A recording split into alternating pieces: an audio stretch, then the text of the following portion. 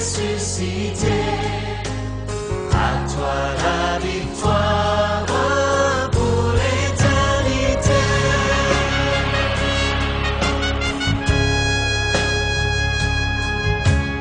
À toi la gloire, ô ressuscité, à toi la victoire pour l'éternité.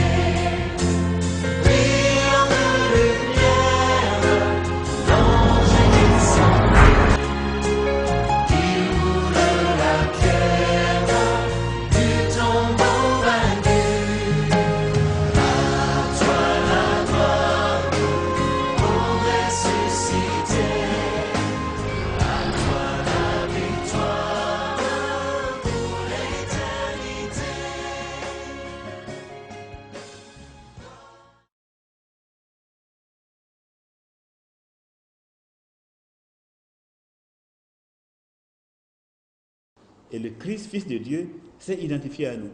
Il n'a pas craint de devenir un être humain. Il n'a pas craint d'être rejeté, d'être humilié, d'être méprisé en venant sur terre comme un être humain. Et c'est ça le grand mystère. La Bible dit que le mystère de la piété est grand. C'est grand pourquoi? Parce que Dieu a été manifesté en chair. Dieu a été manifesté sur terre comme un être humain. Alors, pour ceux qui ne comprennent pas l'importance de cette loi de l'identification, alors ils peuvent penser que c'est un blasphème de dire et de proclamer et de croire que Dieu soit devenu un être humain. Pourtant, c'est le moyen par lequel Dieu nous guérit de notre nature déchue. C'est de cette façon que Dieu va nous guérir de tout le mal, de tout le péché qui habite en nous. C'est de cette façon que Dieu va nous sortir de nous-mêmes, nous sortir de nos ténèbres morales et spirituelles pour nous amener dans son admirable lumière. Il faut l'identification. Dieu se met en contact avec l'humanité pour changer l'humanité. Dieu descend des cieux, il sort de l'éternité et il entre dans le temps, dans notre temps. D'accord? Il sort de l'intemporel pour entrer dans notre temps, dans notre monde, et il entre dans le cours de l'histoire, dans notre histoire, dans l'histoire de l'humanité, et bien plus, il entre dans mon histoire à moi, dans notre histoire individuelle. Il y pénètre pour apporter un changement, une transformation radicale, pour apporter une nouvelle vie, une nouvelle expérience, pour nous amener dans le chemin du Seigneur et dans sa volonté. Donc ça, c'est vraiment le message de l'évangile de Jésus-Christ. C'est la substance même du message de Christ. Dieu qui s'identifie aux hommes afin de les guérir. Le contact du juste avec l'injuste va transformer les injustes en justes. Oui. La justice du Fils de Dieu est telle que cette justice-là, elle a la capacité de transformer les injustes pour qu'ils deviennent des justes. C'est comme si, et c'est la réalité, la justice du Fils de Dieu, elle contamine les hommes. Celui qui se met à côté du Seigneur Jésus, celui qui l'accepte dans sa vie, mais il voit qu'il y a le fruit de la justice qui commence à s'opérer dans sa vie. Voilà. La justice devient réellement le centre même de sa vie et de son existence. Voilà. Donc, mesdames, messieurs, c'est ce que nous pouvons apprendre à partir de ces merveilleuses histoires. Alors, verset 16, car assurément, ce n'est pas à des anges qui viennent en aide, mais c'est à la postérité d'Abraham. Donc, il vient en aide à des hommes. Il vient en aide. Quels sont ceux qui ont besoin d'aide? C'est nous. C'est nous. Donc, on comprend bien pourquoi Dieu accepte de franchir le pas de la divinité pour entrer dans l'humanité. Parce que c'est une thérapie, c'est un moyen de guérison et de transformation. C'est un pouvoir de transformation qui est exceptionnel. Voilà. Dieu sort de lui-même et va à la rencontre de l'être humain. Dieu sort de son confort pour aller vers les brebis, les âmes perdues des hommes sur terre. Il est à la recherche de l'être humain qu'il a créé. Et c'est ça le message fort de l'Évangile. L'amour de Dieu qui le pousse à ne pas se complaire en lui-même, c'est-à-dire à ne pas se contenter de sa propre gloire et de son honneur personnel, mais Dieu qui va au-delà de lui-même et qui va enfanter. Il enfante en ce sens qu'il ramène vers lui des hommes et des femmes qui avaient perdu son image et qui n'entendaient plus sa voix, des hommes et des femmes qui vivaient sur terre selon leur propre volonté, selon leur propre pensée, selon leur propre plaisir.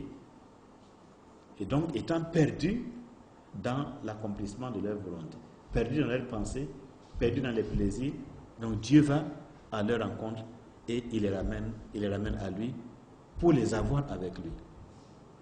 Et ce Dieu de la Bible se présente donc comme étant le berger fidèle, le bon berger qui va à la recherche des brebis perdues. Un berger qui se contente de rester à l'enclos et d'attendre que les animaux viennent, alors que certainement il y a des brebis qui sont égarées dans la forêt, dans les montagnes, n'est pas un bon berger. Il n'est pas un berger fidèle, il n'est pas un berger miséricordieux. Donc voilà. Mais Dieu nous montre par Jésus-Christ comment et combien il est si miséricordieux et combien il est fidèle. Il est fidèle à l'égard de l'âme de chacun d'entre nous.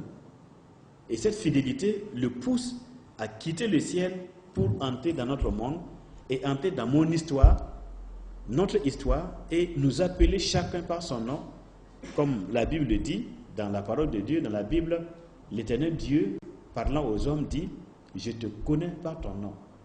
Parlant à chaque être humain, il dit « Je te connais par ton nom ». Donc, le berger qui connaît le nom de chaque brebis et qui se met donc à chercher activement la communion, la rencontre avec chaque homme. Et c'est ça la mission de Dieu sur terre dans le temps présent. Dieu vient comme un berger qui cherche ses brebis perdues. Il vient aussi comme un missionnaire. Le Dieu missionnaire qui entre dans le monde et qui est à notre recherche. Et ce Dieu missionnaire, eh bien, son nom c'est Jésus, le Christ, Jésus, le Fils de Dieu. Et depuis qu'il s'est identifié aux hommes, il y a 2000 ans sur la croix du Calvaire, il ne fait que appeler chacun d'entre nous. Il ne fait que adresser son appel à tous les hommes, quelle que soit leur position sociale, quelle que soit leur autorité, leur privilège dans la vie, eh bien, quelle que soit leur religion, le Fils de Dieu frappe à la porte de leur cœur et les interpelle pour se révéler à eux comme le seul chemin, la vérité et la vie, le seul chemin qui mène à Dieu le Père. Regardez, afin fut un souverain sacrificateur miséricordieux et fidèle faire l'expiation des péchés du peuple. Car ayant été tenté lui-même, souvenez-vous du fils du roi, qui a été frappé lui-même, alors qu'un jour c'est lui qui doit faire frapper les autres, c'est lui qui doit donner l'ordre de frapper. Il a dû d'abord être frappé lui-même pour qu'il comprenne ce que vaut la valeur. Dans ce cas-là, rendre avec miséricorde.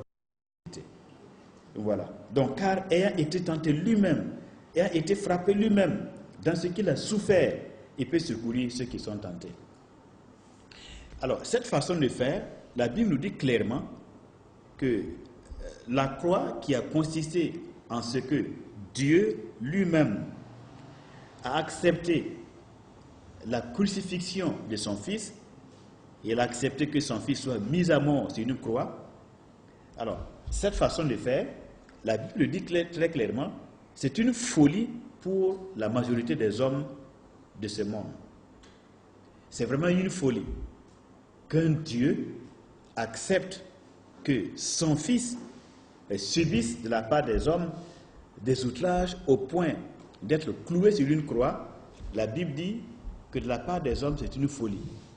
Cependant, elle dit que cette folie de Dieu est plus sage que les hommes.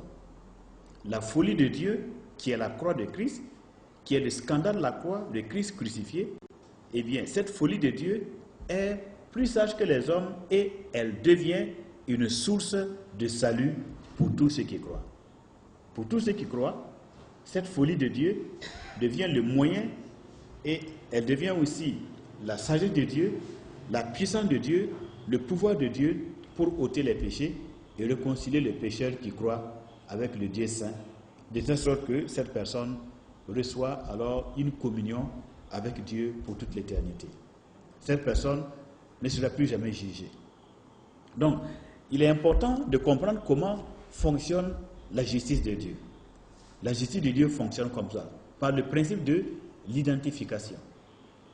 Voilà. Dieu s'identifie à nous pour nous sauver et nous nous identifions à lui pour gagner pour être sauvés. Pour être sauvés. Il faut que Dieu vienne vers nous et c'est ce qu'il a fait en la personne de Christ, car si Dieu ne descend pas des cieux, personne ne peut y monter par lui-même. Qui connaît le chemin des cieux? Donc, par conséquent, Dieu est descendu lui-même pour dire, bon, c'est moi qui vous cherche. C'est moi le premier qui vous cherche. C'est moi la source créatrice. C'est moi le berger. Je suis votre source, votre racine, et je suis le premier à vous désirer, à vouloir rétablir la communion avec vous, en tant que Père de la création. Et maintenant, en retour, nous devons, croire à ce message, croire et accepter cette démarche de Dieu, de venir vers nous, de nous parler en la personne de Jésus-Christ, de nous tendre sa main en la personne de Christ et de nous dire, je veux me réconcilier avec vous, tant soit peu que vous acceptiez de reconnaître vos péchés et que vous acceptiez de confesser vos péchés au nom du Seigneur Jésus-Christ. Donc, si nous acceptons de croire en Christ, alors le mécanisme, le principe de l'identification se fait automatiquement. Dieu va alors nous identifier à son Fils Jésus-Christ. C'est comme si nous sommes en Christ et réellement nous le sommes. Si nous croyons en Christ, Dieu nous voit maintenant en Christ et par conséquent, tout ce qu'il devrait donner à Christ, à son Fils, à cause de sa justice et de ses mérites, nous aussi, nous pouvons en bénéficier. Et c'est cela l'identification. Je crois en Christ pour pouvoir bénéficier des mérites de Jésus-Christ. Parce que je n'ai pas de mérite personnel. Aucun homme n'a assez de justice, n'a assez de mérite pour permettre à Dieu de l'accepter dans son royaume, ni même de lui pardonner un seul péché. De tous les milliards de péchés que nous commettons chaque jour, nous ne pouvons avoir le pardon d'aucun par nos propres mérites, par nous-mêmes. Cependant, nous pouvons avoir le pardon de tous nos péchés, des milliards, des centaines de milliers de péchés que nous commettons par jour. Nous pouvons avoir la totalité du pardon de nos péchés en croyant en Jésus-Christ et en son sacrifice. Donc, l'identification, c'est vraiment le puissant moyen pour nous absoudre de tous les péchés. Pour faire, comme il est dit, l'expiation des péchés du peuple. Pour expier tous nos péchés. Voilà. Donc, mesdames, messieurs, frères et sœurs, c'est pour cela que Jésus-Christ, il a été rendu semblable à nous en toutes choses, afin qu'il fût un souverain sacrificateur. Quel est le rôle du sacrificateur?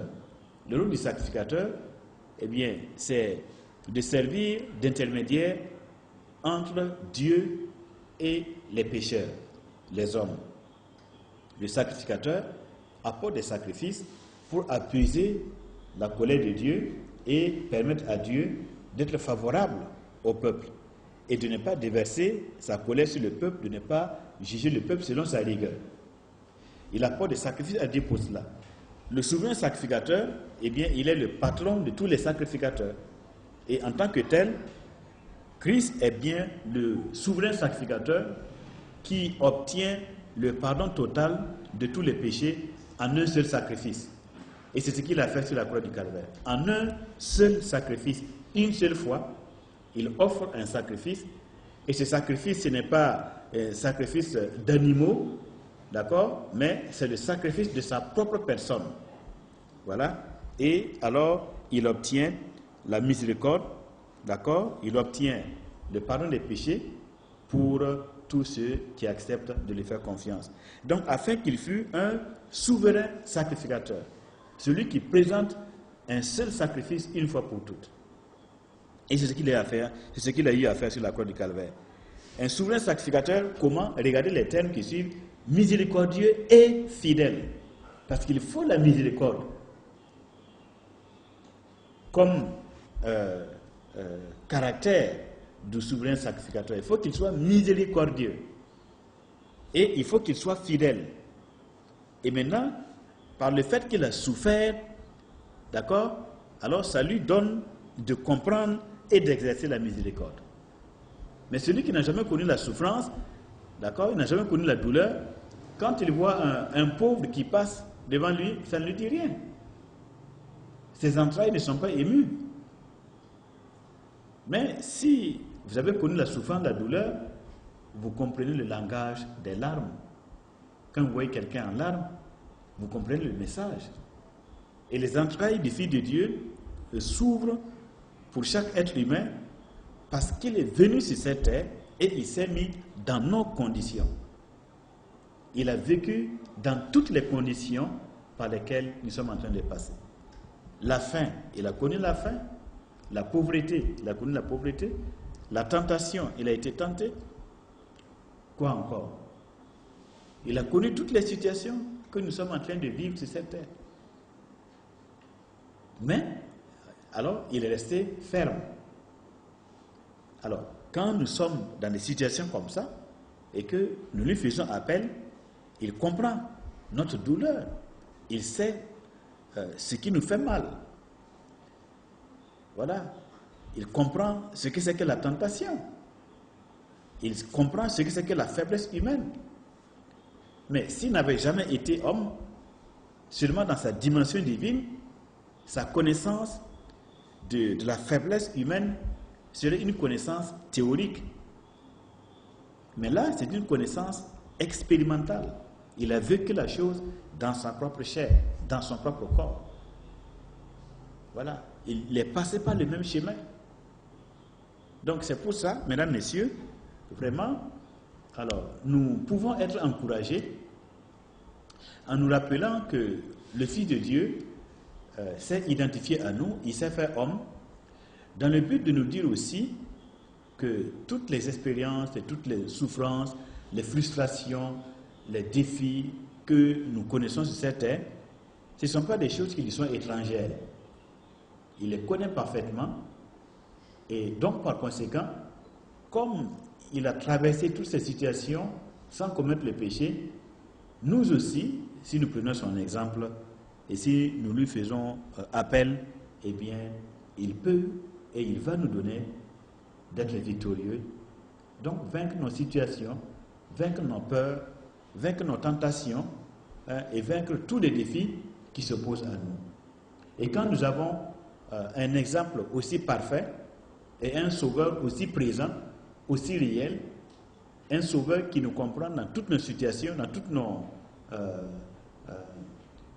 tous les domaines de notre vie, eh bien, on peut être encouragé dans la foi et ne jamais laisser le découragement nous envahir. Comme la Bible dit, aucune tentation ne nous est survenue qui n'ait été humaine. Tout ce qui peut nous arriver sur terre, il n'y a rien qui soit étranger, absolument rien. Ce sont des choses qui ont déjà eu lieu dans le passé.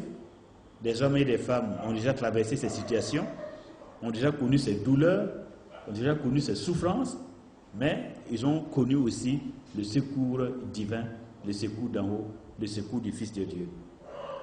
Donc, restons fermes, comme la Bible dit, ayant le regard sur Jésus-Christ, le chef et le consommateur de notre foi. En toute situation, ne jamais se dire « Ah, ma situation est particulière, personne sur terre n'a jamais vécu ce que j'ai vécu », c'est faux.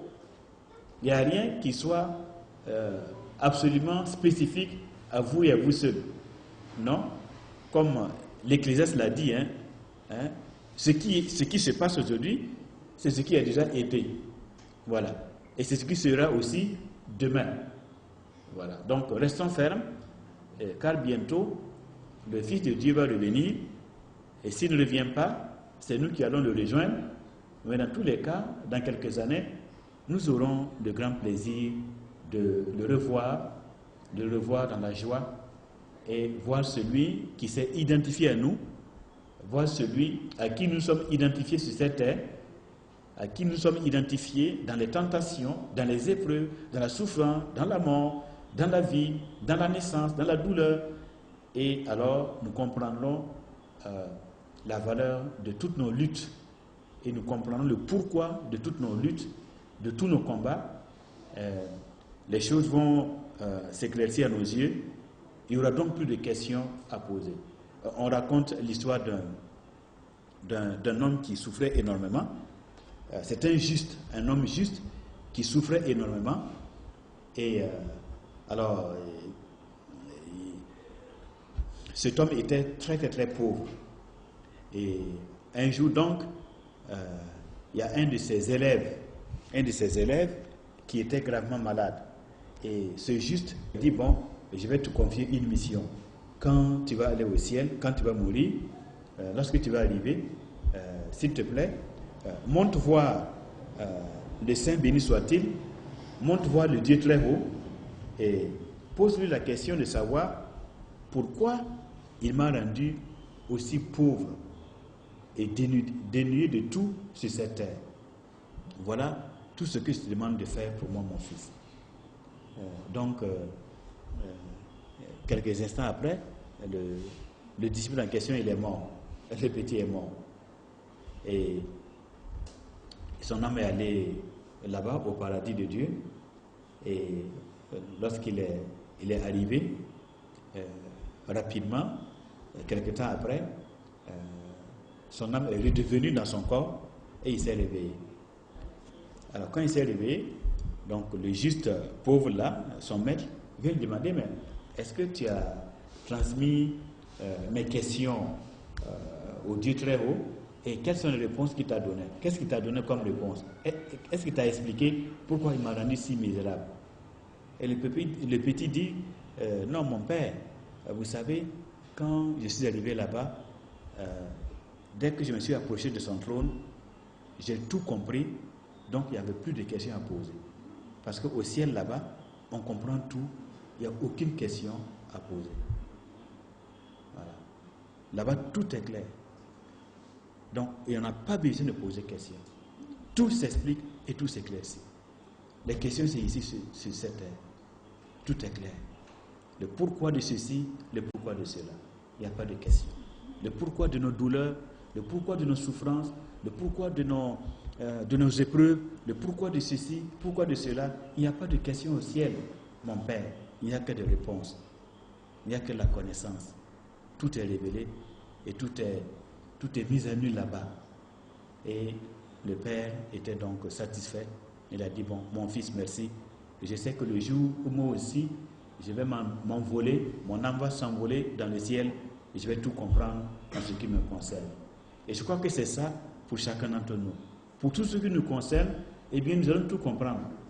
Voilà. Notre histoire est imprégnée de beaucoup d'épisodes, de beaucoup d'événements incompréhensibles pour nous. Mais ça ne fait rien. Gardons la foi. La vie, c'est un mystère. La vie, c'est un voile. Voilà. C'est un voile et Dieu ne veut pas tout dévoiler, tout nous montrer ici. Mais tout sera clair lorsque nous allons le rejoindre là-haut dans le ciel. Eh bien, nous serons instruits pour toute l'éternité. Donc, que Dieu vous bénisse dans le précieux nom du Seigneur Jésus. Amen. Amen.